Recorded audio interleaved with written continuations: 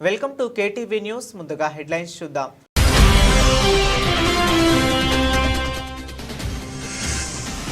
One big beautiful బిల్లుకు చట్టబద్ధత సంతకం చేసిన ట్రంప్.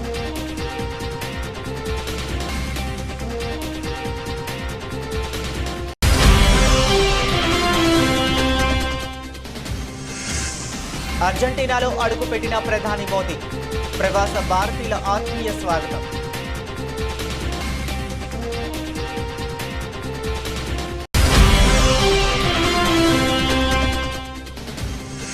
అమెరికా సుంకాలకు ప్రధాని మోదీ తలొక్కుతారని రాహుల్ విమర్శ. మంత్రి పీయూష్ గోయల్ గుండెలు బాదుకోవటం ఖాయమన్న రాహుల్.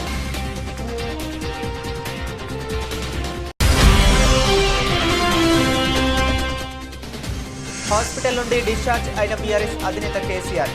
పలకరించేందుకు వచ్చిన నేతలతో కేసీఆర్ మాట్లాడిన మాజీ సీఎం.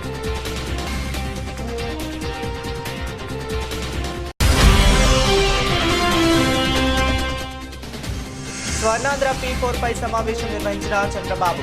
P4 అమలుకు 2 కమిటీలు ఏర్పాటు చేయాలని నిర్ణయించిన సీఎం.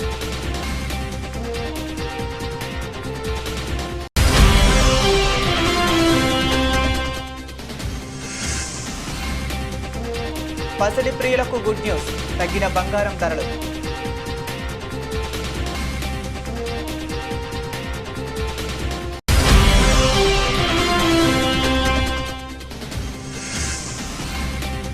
సూపర్ మ్యాన్ లా దూకిన కమ్మిన్స్.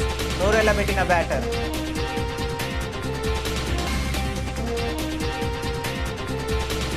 ఇక డీటెయిల్స్ లోకి వెళితే అమెరికా అధ్యక్షుడు డొనాల్డ్ ట్రంప్ కలల బిల్లు చట్టంగా మారింది. పన్నుల్లో కోతలు, వ్యయ నియంత్రణల కోసం తీసుకొచ్చిన వన్ బిగ్ బ్యూటిఫుల్ బిల్లుపై రిపబ్లికన్ పార్టీ సభ్యులు, అధికారులు హర్షాతిరేకాల మధ్య ట్రంప్ సంతకం చేశారు.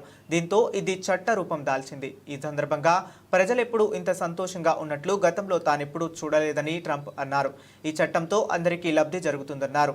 సాయుధ బలగాల గురించి మొదటి రోజు వారి కార్మికుల వరకు కొత్త చట్టం మద్దతుగా ఉంటుందన్నారు. అమెరికా చరిత్రలోనే తమ ప్రభుత్వం అతిపెద్ద పన్ను కోత, వ్యయ కోత, సరిహద్దు భద్రతలో అతిపెద్ద పెట్టుబడి సాధించిందని పేర్కొన్నారు. విస్తృత ఆర్థిక, పన్ను, వలస విధానాల చట్టం అమెరికా రాజకీయాలతో పాటు ప్రపంచ ఆర్థిక వ్యవస్థపై ప్రభావం చూపుతుందని విశ్లేషకులు భావిస్తున్నారు. అమెరికాలో కార్పొరేట్ కంపెనీలు, ఉన్నత ఆదాయ వర్గాలు, టిప్, ఓవర్ టైం వేతనదారులకు ఇది లాభదాయకమైనప్పటికీ తక్కువ ఆదాయ గల కుటుంబాలు, వలసదారులు, పునరుత్పాదక రంగా నష్టపోతున్నాయి. అదేవిధంగా లక్షలాది మంది అమెరికన్లు ఆరోగ్య బీమా కోల్పోతున్నారని చెబుతున్నారు. ఇందులో విధించిన పని నిబంధనలతో సుమారు 1.2 కోట్ల మంది తమ వైద్య బీమా కోల్పోయే ప్రమాదం ఉంది. కొన్ని రాష్ట్రాల్లో అక్రమ వలసదారులకు మెడికెయిడ్ సేవలు నిలిపివేయటం, లింగ మార్పు చికిత్సలకు విధులకు కూడా నిలిపివేస్తున్నట్లు చెప్పారు. ఈ బిల్లులో సరిహద్దు గోడ నిర్మాణానికి $46 బిలియన్, వలసదారుల నిర్బంధ కేంద్రాల విస్తరణకు $45 బిలియన్, సిబ్బంది శిక్షణ, నియామకానికి $30 బిలియన్ కేటాయించారు. ఈ చట్టం అమలులోకి రావడంతో బైడెన్ హయాంలో ప్రవేశపెట్టిన గ్రీన్ ఎనర్జీ పథకాలు నిలిచిపోయాయి. అర్జెంటీనా పర్యటనకు వెళ్లిన భారత ప్రధాని నరేంద్ర మోదీకి అక్కడ ఘన స్వాగతం లభించింది. బ్యూనస్ ఎయిర్స్ లో ఆల్వియర్ ప్యాలెస్ హోటల్కు చేరుకున్న ఆయనకు అక్కడ ప్రవాస భారతీయులు మోదీ మోదీ, జై హింద్, భారత్ మాతాకి జై నినాదాలతో బ్రహ్మరథం పట్టారు. దీంతో హోటల్ పరిసరాల్లో పండుగ వాతావరణం నెలకొంది. భారతీయ సంస్కృతి ఉట్టిపడేలా ప్రవాసులు సాంప్రదాయ శాస్త్రీయ నృత్య ప్రదర్శనతో ప్రధాని స్వాగతం పలికారు. ఈ సందర్భంగా మోదీ అక్కడి వారితో ఆప్యాయంగా ముచ్చటించారు. చాలా మంది ఆయన నుంచి ఫోటోగ్రాఫ్లు, ఆటోగ్రాఫ్లు అందుకుని తమ సంతోషాన్ని పంచుకున్నారు. అంతకుముందు ఏజిజా అంతర్జాతీయ విమానాశ్రయంలో దిగిన మోదీకి అర్జెంటీనా ప్రభుత్వం లాంఛనప్రాయ స్వాగతం పలికింది. ఈ పర్యటనకు చారిత్రక ప్రాధాన్యం సంతరించుకుంది. దాదాపు 57 సంవత్సరాల సుదీర్ఘ విరామం తర్వాత ఒక భారత ప్రధాని అర్జెంటీనాలో ద్వైపాక్షిక పర్యటన చేపట్టడం ఇదే తొలిసారి. అర్జెంటీనాతో సంబంధాలను బలోపేతం చేసే లక్ష్యంతో బ్యూనస్ ఎయిర్స్ లో అడుగుపెట్టాను. అధ్యక్షుడు జేవియర్ మిలీతో సమావేశమై విస్తృత చర్చలు జరపడానికి ఆసక్తిగా ఎదురు చూస్తున్నాను అని ప్రధాని మోదీ తన అధికారిక ఎక్స్ ట్విట్టర్లో ఖాతాలో పేర్కొన్నారు. 2 రోజుల ఈ పర్యటనలో భాగంగా మోదీ అర్జెంటీనా జాతీయ నేత general Jose de San Martin విగ్రహానికి నివాళులు అర్పిస్తారు. అనంతరం అధ్యక్షుడు మిలీతో ప్రతినిధి స్థాయి చర్చలు జరుపుతారు. 2019లో భారత్ అర్జెంటీనా సంబంధాలు వ్యూహాత్మక భాగస్వామ్య స్థాయికి చేరాయి. వాణిజ్యం, రక్షణ, వ్యవసాయం, గ్రీన్ ఎనర్జీ వంటి పలు కీలక రంగాల్లో ఇరు దేశాల మధ్య సహకారం కొనసాగుతుంది. అమెరికాతో వాణిజ్య ఒప్పందం విషయంలో ప్రధాని నరేంద్ర మోదీ ప్రభుత్వంపై కాంగ్రెస్ అగ్రనేత రాహుల్ గాంధీ తీవ్ర స్థాయిలో విమర్శలు గుప్పించారు. అమెరికా అధ్యక్షుడు డొనాల్డ్ ట్రంప్ విధించిన సుంకాలను ప్రధాని మోదీ తలగ్గుతారని, ఈ విషయంలో కేంద్ర మంత్రి పీయూష్ గోయల్ గుండెలు బాదుకోవటం తప్ప ఏమీ చేయలేరని ఆయన వ్యాఖ్యానించారు. తన మాటలను రాసి పెట్టుకోవాలంటూ సవాల్ విసిరారు. 3 నెలల క్రితం భారత్పై అమెరికా 26% సుంకాలు విధిస్తున్నట్లు ప్రకటించిన సంగతి తెలిసిందే. ఈ సుంకాల సస్పెన్షన్ గడువు జూలై 9తో ముగియనుండటంతో ఆలోగా వాణిజ్య ఒప్పందాన్ని కుదుర్చుకునేందుకు ఇరు దేశాలు ప్రయత్నిస్తున్నాయి. ఈ నేపథ్యంలోనే రాహుల్ గాంధీ చేసిన వ్యాఖ్యలు రాజకీయంగా ప్రాధాన్యం సంతరించుకున్నాయి. ఈ విమర్శలపై కేంద్ర వాణిజ్య శాఖ మంత్రి పీయూష్ గోయల్ స్పందించారు. అంతర్జాతీయ వాణిజ్య ఒప్పందాల విషయంలో భారత్ పటిష్టమైన విధానాలను అనుసరిస్తుందని స్పష్టం చేశారు. గడువులను చూసి కీలక ఒప్పందాలపై తొందరపడబోమని, ఇరు దేశాలకు ప్రయోజనం చేకూరితేనే ముందుకెళ్తామని ఆయన తెలిపారు. ఈ ఒప్పందంలో భాగంగా వస్త్రాలు, ఆభరణాలు, రొయ్యలు, ప్లాస్టిక్స్ వంటి ఉత్పత్తులపై సుంకాల మినహాయింపును భారత్ కోరుతుంది. మరోవైపు ఎలక్ట్రిక్ వాహనాలు, పారిశ్రామిక వస్తువులు, పాడి ఉత్పత్తులపై సుంకాలు తగ్గించాలని అమెరికా డిమాండ్ చేస్తుంది. అయితే పాడి, వ్యవసాయ ఉత్పత్తులపై సుంకాలు తగ్గిస్తే దేశీయ రైతులు ప్రయోజనాలు దెబ్బతింటాయనే ఆందోళన నేపథ్యంలో ఆ డిమాండ్లకు భారత్ అంగీకరించడం లేదు. ఇప్పటికే చర్చల నిమిత్తం అమెరికా వెళ్లిన భారత బృందం తిరిగి రావడంతో జూలై 9లోగా ఓ మధ్యంతర ఒప్పందం కుదిరే అవకాశం ఉందని సమాచారం. బీఆర్ఎస్ అధినేత కేసీఆర్ యశోద దవాఖానా నుండి డిశ్చార్జ్ అయ్యారు. నందీనగర్లోని తన నివాసానికి చేరుకున్నారు. రొటీన్ హెల్త్ చెకప్లో భాగంగా గురువారం సాయంత్రం కేసీఆర్ యశోద హాస్పిటల్లో అడ్మిట్ అయ్యారు. Blood sugar, sodium levels monitor చేయడం కోసం 1-2 రోజులు హాస్పిటల్లో చేరాల్సిందిగా డాక్టర్లు సూచించారు. ఆరోగ్యపరంగా కేసీఆర్కు పెద్దగా ఇబ్బందులేమీ లేవని తెలిపారు. ఈ నేపథ్యంలో పరీక్షల అనంతరం శనివారం ఉదయం హాస్పిటల్ నుండి డిశ్చార్జ్ అయ్యారు. కృష్ణా, గోదావరి జిల్లాలో తెలంగాణకు రావాల్సిన న్యాయబద్ధమైన నీటి వాటాపై నేను త్వరలోనే స్పందిస్తా, ప్రజల ముందు వాస్తవాలను పెడతా అని బీఆర్ఎస్ అధినేత, మాజీ ముఖ్యమంత్రి కేసీఆర్ చెప్పారు. స్వల్ప అస్వస్థతతో సోమాజిగూడ యశోద హాస్పిటల్లో చేరిన కేసీఆర్ ప్రస్తుత వైద్యుల పర్యవేక్షణలో ఉన్నారు. శుక్రవారం తనను కలిసేందుకు వచ్చిన పార్టీ ముఖ్య నేతలతో మాట్లాడారు. ఉదయం, సాయంత్రం పార్టీ నేతలతో ముచ్చటించారు. దవాఖానాలో ఉన్న తనను కలవటానికి వచ్చిన నేతలతో రాష్ట్ర ప్రజలు వారు ఎదుర్కొంటున్న సమస్యలపైనే ఆయన చర్చించడం గమనార్హం. ముఖ్యంగా రైతుల గురించి ఎక్కువ సమయం నేతలతో మాట్లాడారు. పలకరించేందుకు వచ్చిన నేతలతో కేసీఆర్ మాట్లాడుతూ రాష్ట్రంలో పంటలెట్లా ఉన్నాయి, వానలెట్లా పడుతున్నాయి, నీళ్లు అందుతున్నాయా అంటూ విచారించారు. యూరియా అందడం లేదని చాలా చోట్ల రైతులు చెబుతున్నారని పలువురు నేతలు కేసీఆర్ దృష్టికి తీసుకొచ్చారు. అనేక ప్రాంతాల్లో రైతులు తీవ్ర ఇబ్బంది పడుతున్నారని, ప్రభుత్వం దాదాపు చేతులెత్తేసిందని నేతలు తమ ప్రాంతాల్లో ఉన్న పరిస్థితుల గురించి చెప్పారు. బీఆర్ఎస్ హయాంలో ఏనాడు ఇలాంటి ఇబ్బందికర పరిస్థితి రాలేదని రైతులు చెబుతున్నారని, ఈసారి విత్తనాలు, ఎరువుల కొరత తీవ్రంగా ఉన్నదని చెప్పారు. రాష్ట్ర ప్రభుత్వం సాగునీటి రంగాన్ని పూర్తిగా నిర్లక్ష్యం చేస్తుందని కొంతమంది నేతలు చెప్తారు. కృష్ణా, గోదావరి జిల్లాల్లో తెలంగాణకు రావాల్సిన న్యాయబద్ధమైన వాటా గురించి ప్రభుత్వం చేస్తున్న వితండం, అర్థం పర్థం లేని వాదన గురించి చర్చకు రాగా దీనిపై త్వరలోనే తాను స్పందిస్తానని, ప్రజల ముందు వాస్తవాలు పెడతానని కేసీఆర్ చెప్పారు. తెలంగాణ ఉద్యమం, కొత్త రాష్ట్రం ఏర్పాటు తర్వాత ప్రభుత్వం ఎదుర్కొన్న సవాళ్లు వంటి వాటిని నాయకుల వద్ద కేసీఆర్ గుర్తు చేశారు. భద్రాద్రి కొత్తగూడెం జిల్లా డీసీసీ అధ్యక్షుడు పొందెం వీరయ్య సంచలన వ్యాఖ్యలు చేశారు. దుమ్ముగూడెం మండలం కాంగ్రెస్ కార్యకర్తల సమావేశంలో స్థానిక ఎమ్మెల్యే వెంకట్రావుపై అసంతృప్తి వ్యక్తం చేశారు. ఎమ్మెల్యే తెల్లం వెంకట్రావు అసలైన కాంగ్రెస్ వ్యక్తి కాదు, వేరే పార్టీలో గెలిచి ఈ పార్టీకి వచ్చాడు. ఆయన రావటం వల్ల ఒరిజినల్ కాంగ్రెస్ కార్యకర్తలకు అన్యాయం జరిగింది. ఎమ్మెల్యే వెంకట్రావు ప్రవర్తనతో పార్టీకి మాత్రమే కాకుండా ప్రజల విశ్వాసానికి కూడా భంగం కలుగుతుంది. దశాబ్ద కాలంగా కాంగ్రెస్ పార్టీ కోసం కష్టపడ్డా నియోజకవర్గంలో పార్టీ శ్రేణులు ఎదుర్కొంటున్న సమస్యలపై జిల్లా మంత్రులకు మరియు ముఖ్యమంత్రికి దృష్టికి తీసుకెళ్తాను అని పొందెం వీరయ్య మాట్లాడారు.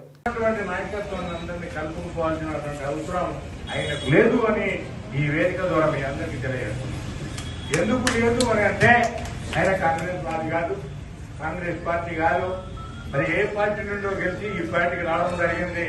నేను అట్లా కాదు. పొందెం వీరయ్య అనేటోడు మరి లిజెండ్. ఎక్కడ కూడా ఏనాడు కూడా ఇంకో పార్టీకి నేను ఒకటి వేయలే, ఇంకో పార్టీకి పనిచేయలే, ఇంకో పార్టీకి నేను అది చేయలే. మీరేదైతే మరి కాంగ్రెస్ పార్టీ నన్ను మీ కాడికి పంపిస్తే ఆ రోజు 11 రోజులలోనే నేను ఎమ్మెల్యేకి గెలిచిన.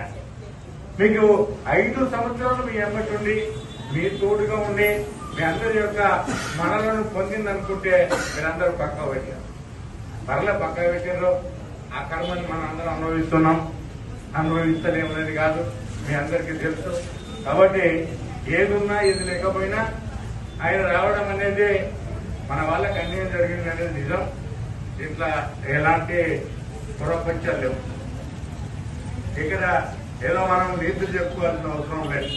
తమ్ముడు చెప్పాడు, ఏది కాశీనగర్ మండు మన సున్నం బట్టిలో మీ దాని గురించి మేము ఎంత పోరాడి దాదాపుగా 25-26 లక్షలు పెట్టి మేము తిప్పి మరి ట్రిబ్యునల్ వేసి ఆపజేయించడం జరిగిందనే విషయాన్ని మన పార్టీకి ఇచ్చిన తర్వాత నేను ఓడిన ఎమ్మెల్యేగా నేను రాసేటందుకు నాకు అధికారాలు లేవు. ఎందుకు లేవు అని అంటే మన ముఖ్యమంత్రి వారు ఎవరైతే తీసుకున్నప్పటికీ వారికి ద్వారానే, వారి లెటర్ పేరు ద్వారానే మనకి ఇవ్వాలి.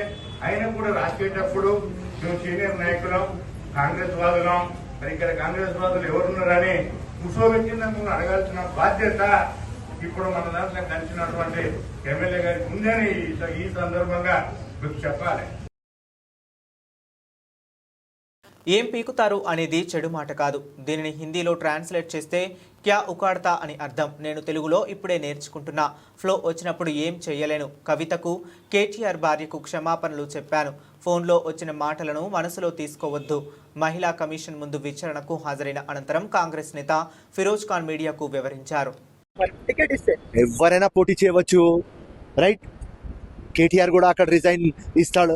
సిరిసిల్ల కేటీఆర్ పోటీ చేయవచ్చు, కేటీఆర్ పెళ్ళం పోటీ చేయవచ్చు, కేటీఆర్ పెళ్ళం పోటీ చేయవచ్చు, రైట్? అందరికీ ఆ అర్హత ఉన్నది మన డెమోక్రసీలో. So all are welcome. ఒకటే చెప్తా నేను, బెస్ట్ మ్యాన్ ఎదుర్కొంటారా కవిత? బెస్ట్ మ్యాన్ కవిత పీక్తది. కవిత ఎవరమ్మా? సోనియా గాంధీ లేకుంటే అట్లీస్ట్ ప్రియాంక గాంధీ?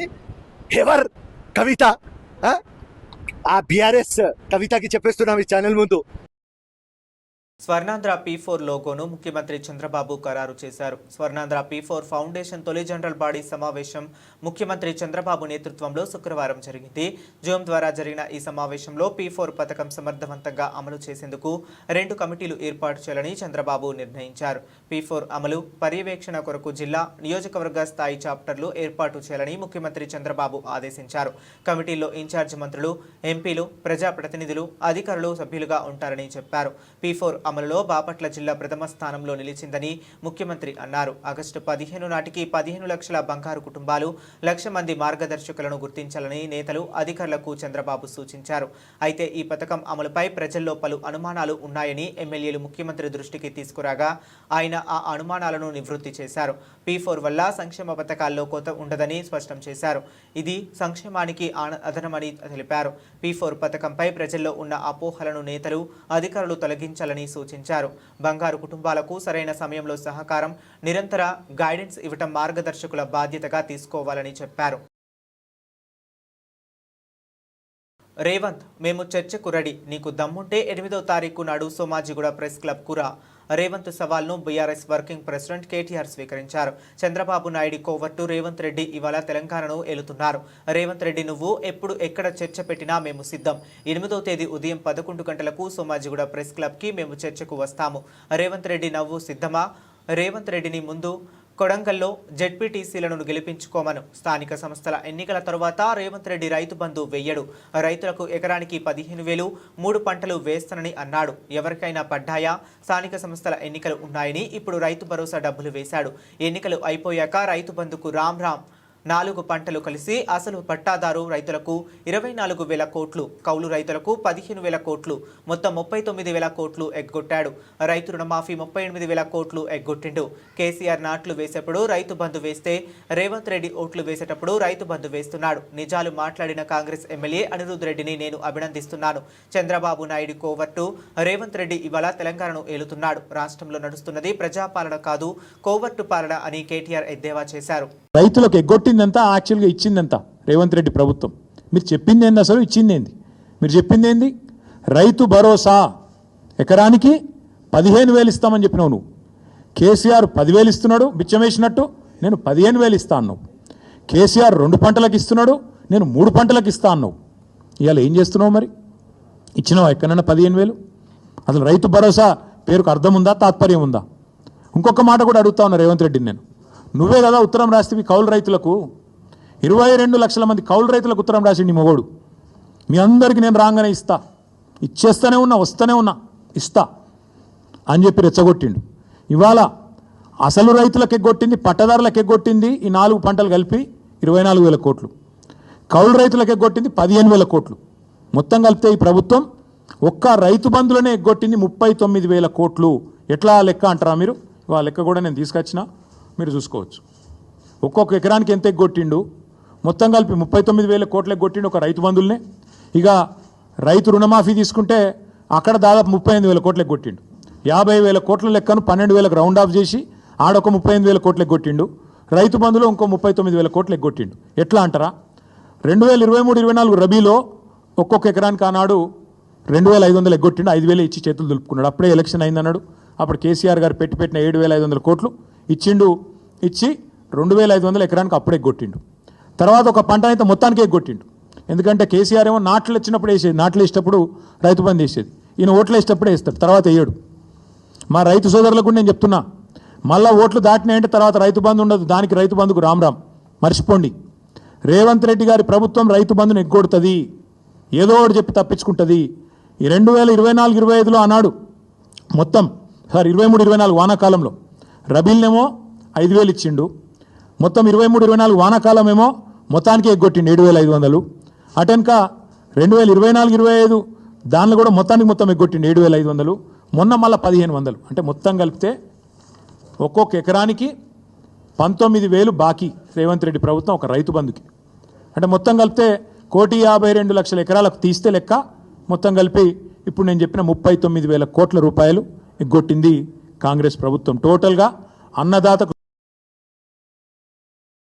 రమేష్ ఆత్మహత్య ముమ్మాటికి కాంగ్రెస్ ప్రభుత్వం చేసిన హత్యనే. ఇందిరమ్మ ఇల్లు రాలేదని అడిగినందుకు అక్రమ కేసులు బనాయించి పోలీస్ స్టేషన్లో టార్చర్ చేస్తున్నారు. పేదవాళ్ల జీవితాలతో చెలకాటం ఆడొద్దు, ఇష్టం ఉన్నట్లు వ్యవహరిస్తే మంచిది కాదు. హుజూరాబాద్లో 40,000 మందికి ఇందిరమ్మ ఇంటికి అర్హత ఉందని కాంగ్రెస్ ప్రభుత్వమే చెప్పింది. మరి అర్హత ఉన్నవారికి కూడా ఇందిరమ్మ ఇండ్లను ఎందుకు రద్దు చేశారు? ఏం తప్పు చేశారని పేదవాళ్లను ఇబ్బంది పెడుతున్నారని ఎమ్మెల్యే పాడి కౌశిక్ రెడ్డి మండిపడ్డారు. నా హుజురాబాద్ నియోజకవర్గంలో ఇదే రేవంత్ రెడ్డి గారి ప్రభుత్వం ఇవాళ 40,000 మందికి సాచురేషన్ మోడ్ లో ఇల్లులు ఇస్తామని చెప్పి ఇవాళ కేవలం 1000 నుంచి 1,500 ఇండ్లు మాత్రమే ఆ హుజురాబాద్ నియోజకవర్గంలో ఇండ్లు ప్రొసీడింగ్స్ కాపీలు ఇచ్చి మళ్ళీ అవి కూడా దొంగ ప్రొసీడింగ్ కాపీలు ఇస్తా ఉన్నారు. పేదవాళ్ళని ఇబ్బంది పెడతా ఉన్నారు. ఇలా ఇక్కడ చూడొచ్చు, మీరు మీడియాలో అందరూ చూపి లబ్ధిదారులు నిల్చొని ఉన్నారు. ప్రొసీడింగ్ కాపీలు ఇచ్చి మీరు ఇల్లు కట్టుకోండి అని చెప్పి ఈ విధంగా మీరు చూడొచ్చు.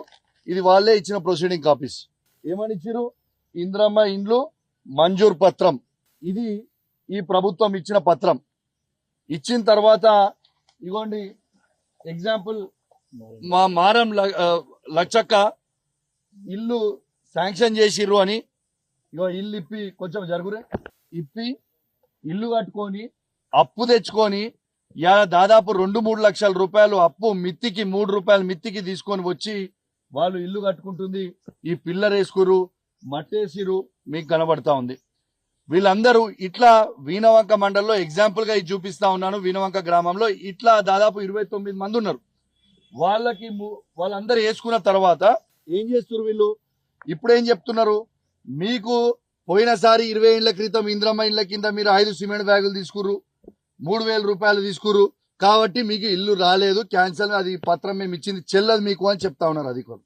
వాళ్ళు గిట్లా ఇల్లు తీసుకున్నట్టు, వాళ్ళు సిమెంట్ బస్తాలు తీసుకున్నట్టు రేవంత్ రెడ్డి గారు మీరు చూపిస్తారా వాళ్ళు సంతకాలు పెట్టిన ఎక్కడన్నా? లేకుంటే వాళ్ళు డబ్బులు తీసుకున్నట్టు మీరు సంతకాలు పెట్టినట్టు చూపిస్తారా? ఏ విధంగా మీరు ఈ ఇళ్ళని క్యాన్సిల్ చేస్తారని చెప్పి నేను అడుగుతా ఉన్నాను. ఇలా ఇదే లబ్ధిదారులని మీ ప్రభుత్వమే కదా వాళ్ళని సెలెక్ట్ చేసి ఇక్కడికి వచ్చింది మీ అధికారులే కదా, ఈ మండల అధికారులను పంపించింది మీరే కదా, పంపించి ముగ్గు ఓపించింది మీరే కదా, మరి వాళ్ళకి ఎట్లా క్యాన్సిల్ చేస్తారని నేను అడుగుతా ఉన్నాను, హెచ్చరిస్తా ఉన్నాను. వాళ్ళు పేదవాళ్ళు, వాళ్ళందరూ కూడా డబ్బు తెచ్చుకొని అప్పు 3 రూపాయల మిత్తికి తీసుకొని వచ్చి ఇలా పెట్టుకుంటా ఉన్నారు. మీరు ఇయ్యకపోతే మాత్రం ఊకునే ప్రసక్తే ఉండదు. మరి పేదవాళ్ళకి ఇల్లు కట్టుకోవడానికి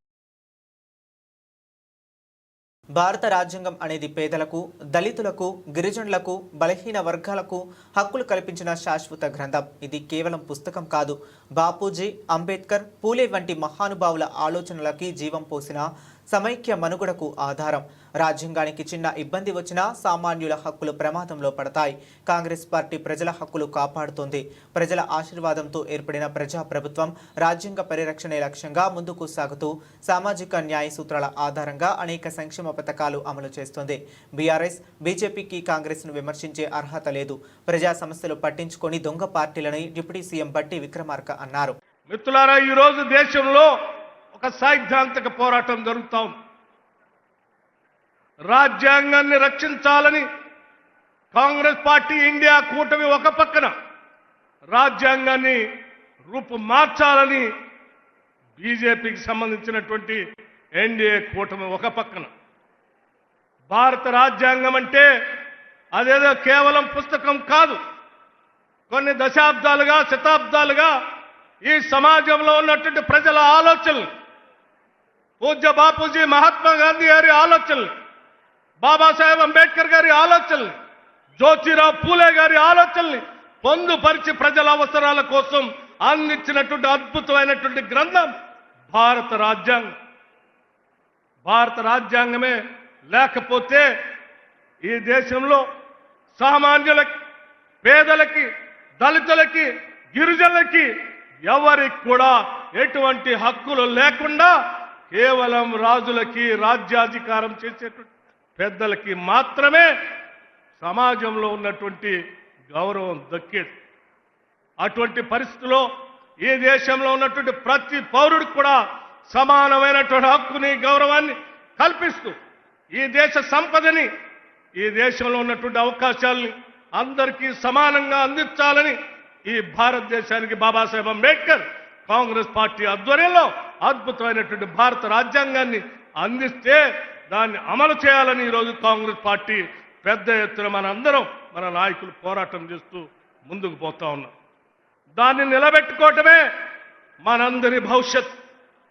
పొరపాట్ల భారత రాజ్యాంగానికి చిన్న ఇబ్బంది జరిగినా ఈ దేశంలో ఉన్నటువంటి సామాన్యులు అందరూ కూడా హక్కులు కోల్పోయేటువంటి అత్యంత ప్రమాదకరమైన పరిస్థితులు ఈ దేశంలో దాపురిస్తాయి.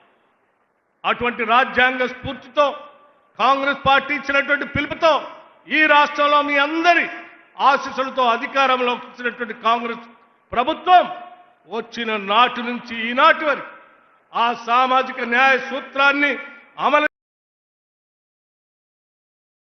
భారత స్త్రీలకు బంగారం అంటే ఎంత ఇష్టమో ప్రత్యేకంగా చెప్పక్కర్లేదు.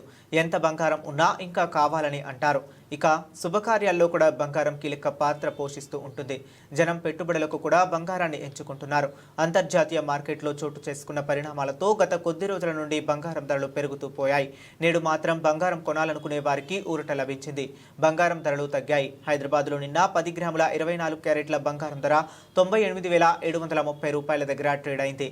10 గ్రాముల 22 క్యారెట్ల బంగారం ధర 90,500 రూపాయల దగ్గర, 10 గ్రాముల 18 క్యారెట్ల బంగారం ధర 74,050 రూపాయల దగ్గర ట్రేడ్ అయింది. నిన్నటితో పోల్చుకుంటే 10 గ్రాముల బంగారంపై గ్రాముకు ₹1 చొప్పున 10 గ్రాముల తగ్గింది. 10 గ్రాముల 24 క్యారెట్ల బంగారం ధర 98,720 రూపాయల దగ్గర, 10 గ్రాముల 22 క్యారెట్ల బంగారం ధర 90,490 రూపాయల దగ్గర, 10 గ్రాముల 18 క్యారెట్ల బంగారం ధర 74,050 రూపాయల దగ్గర ట్రేడ్ అవుతుంది. మొన్నటి వరకు బంగారం ధరలతో సంబంధం లేకుండా వెండి ధరలు ప్రతిరోజు ఎంతో కొంత పెరుగుతూ పోయాయి. కానీ ఈ రోజు వెండి ధరలు కూడా తగ్గాయి. నిన్న హైదరాబాద్ నగరంలో 100 గ్రాముల వెండి ధర 12,000 దగ్గర ట్రేడ్ అయింది. కేజీ వెండి ధర 1,20,000 దగ్గర ట్రేడ్ అయింది. ఈరోజు 100 గ్రాముల వెండిపై ₹10, కేజీ వెండిపై ₹100 పెరిగింది. 100 గ్రాముల వెండి ధర నేడు 11,990 రూపాయల దగ్గర ట్రేడ్ అవుతుంది. కేజీ వెండి ధర 1,19,000 దగ్గర ట్రేడ్ అవుతుంది. ఆస్ట్రేలియా, వెస్టిండీస్ మధ్య జరుగుతున్న రెండో టెస్టులో ప్యాట్ కమిన్స్ అద్భుతమైన క్యాచ్ అందుకున్నాడు. రెండో రోజు విండీస్ బ్యాటర్ కేసీ కార్టీని కాటన్ బౌల్ చేశాడు. విండీస్ తన ఫస్ట్ ఇన్నింగ్స్లో 253 రన్స్కు ఆల్అవుట్ అయ్యింది. వెస్టిండీస్ తన ఇన్నింగ్స్తో 9వ ఓవర్లో కార్టీ వికెట్ను కోల్పోయింది. కమిన్స్ బౌలింగ్లో కేసీ కార్టీ డిఫెన్స్ షాట్ ఆడాడు. అయితే ఆ ఇన్సైడ్ ఎడ్జ్ తీసుకుని ప్యాట్స్కు తగిలింది. ఆ తర్వాత చాలా ఎత్తుకు ఎగిరింది. ఆ సమయంలోనే కమిన్స్ బౌలింగ్ రన్ తప్తో ముందుకు వెళ్తున్నాడు. అద్భుతమైన రీతిలో ముందుకు దూసుకుపోతూ ఆ క్యాచ్ను ఒకే చేయితో పట్టేశాడు. ఆ క్యాచ్ చూసి అందరూ స్టన్ అయ్యారు. ఫీల్డ్ అంపైర్ల నిర్ణయాన్ని టీవీ అంపైర్లకు వదిలేశాడు. కొంత సమయం తీసుకున్న టీవీ అంపైర్ ఆ తర్వాత కార్టీ అవుట్ అయినట్లు డిక్లేర్ చేశాడు. ఆస్ట్రేలియా తన ఫస్ట్ ఇన్నింగ్స్లో 286 రన్స్కు ఆల్అవుట్ అయింది. ఆ తర్వాత రెండో ఇన్నింగ్స్ ప్రారంభించింది. రెండో రోజు ఆట ముగిసే సమయానికి 2 వికెట్లు కోల్పోయి 12 రన్స్ చేసింది. విండీస్ తన ఫస్ట్ ఇన్నింగ్స్లో 253 రన్స్కు ఆల్అవుట్ అయింది. బ్రాండన్ కింగ్ అత్యధికంగా 75 రన్స్ చేశాడు. బులెటిన్ ముగించే ముందు మరొకసారి హెడ్లైన్స్ చూద్దాం.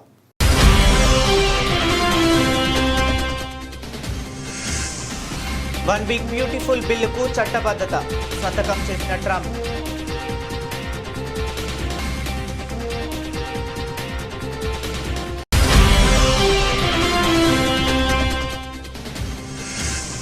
అర్జెంటీనాలో అడుగుపెట్టిన ప్రధాని మోదీ. ప్రవాస భారతీయుల ఆత్మీయ స్వాగతం.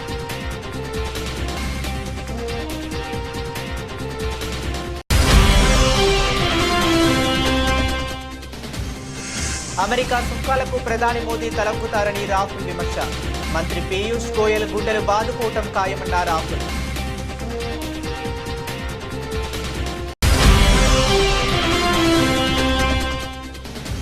హాస్పిటల్ నుండి డిశ్చార్జ్ అయిన బీఆర్ఎస్ అధినేత కేసీఆర్. పలకరించేందుకు వచ్చిన నేతలతో కేసీఆర్ మాట్లాడిన మాజీ సీఎం.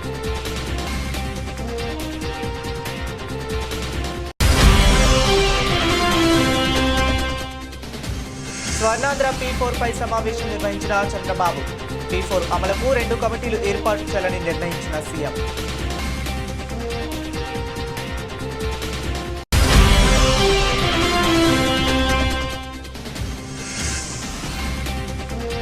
పసిడి ప్రియులకు గుడ్ న్యూస్.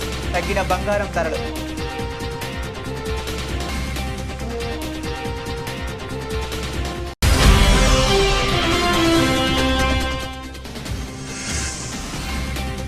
సూపర్ మ్యాన్ లా దూకిన కమ్మిన్స్. నోరెళ్లబెట్టిన బ్యాటర్.